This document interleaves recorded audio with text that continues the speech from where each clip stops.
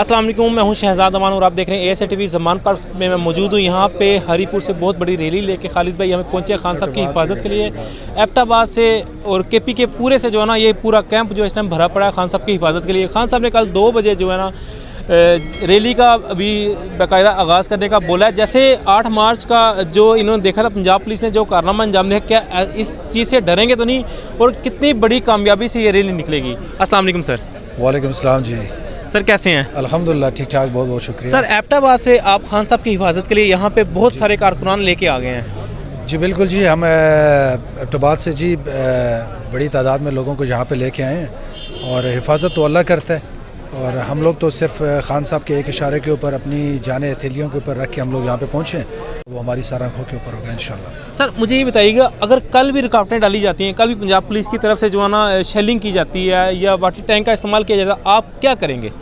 देखें, अगर ना हम लोगों ने इन चीज़ों को देखना होता ना तो हम लोग अपने घरों से ही ना निकलते हैं। और ख़ान साहब की जो मोटिवेशनल स्पीचेस थी, जो उन्होंने एक शौर दिया, मेरे ख्याल से उसके आगे वाटर कैनन और ये जो शेलिंग है ये कोई इतनी बड़ी कोई बात नहीं है। हम लोग अगर घर से निकले हैं तो इंशाल्लाह इन सारी चीज़ों को हम लोग मद्देनज़र रख के हम लोग घर से निकलें।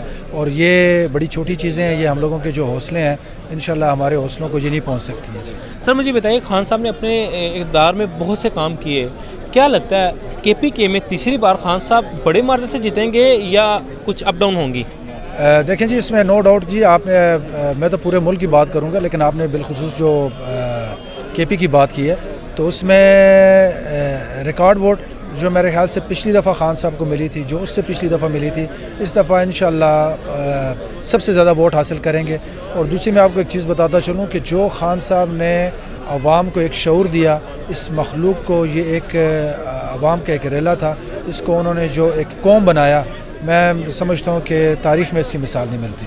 तो सर पाकिस्तानी कौम को आप क्या पैगाम देना चाहेंगे? आपने देखा जिस तरह को खान साहब को मुश्किलात पेश आई, जिस तरह खान साहब की हुकूमत गिराई गई, तो आप इस वक्त क्या देख रहे हैं कि पाकिस्तानी कौम को या ओवरसीज़ पाकिस्तानी को क्या करना चाहिए?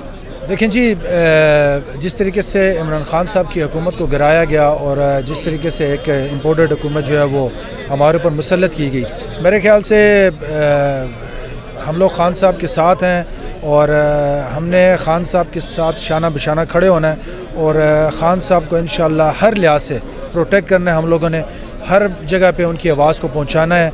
और जिस तरीके से आप मीडिया की मैं इसमें बात करता चलूं कि ASA जो आप मीडिया वाले हैं, आपका बहुत बहुत शुक्रिया। और आपने जिस तरीके से, जिस बहादुरी के साथ आप जो है हम लोगों को कवरेज दे रहे हैं और बावजूद इस चीज़ के कि आप लोगों को धमकियाया जा रहा है, आप लोगों को रोका जा रहा है, आप लोगों के कैमरे तक छीने जा रहे हैं, और बावजूद इन सारी बातों के आप लोग वो सोबतें बर्दाश्त कर रहे हैं, तो इंशाल्लाह मेरे ख्याल से इमरान खान साहब ने वो शऊर पैदा कर दिया आवाम के अंदर कि अब मेरे ख्याल से ये जो सिलसिला है ये अब इनसे रुकने वाला नहीं है और ये हम इंशाल्लाह अपनी मंजिल हासिल करके ही रहेंगे इंशाल्लाह। बहुत बहुत शुक्रिया सर आपका। Thank you very much. Thank you.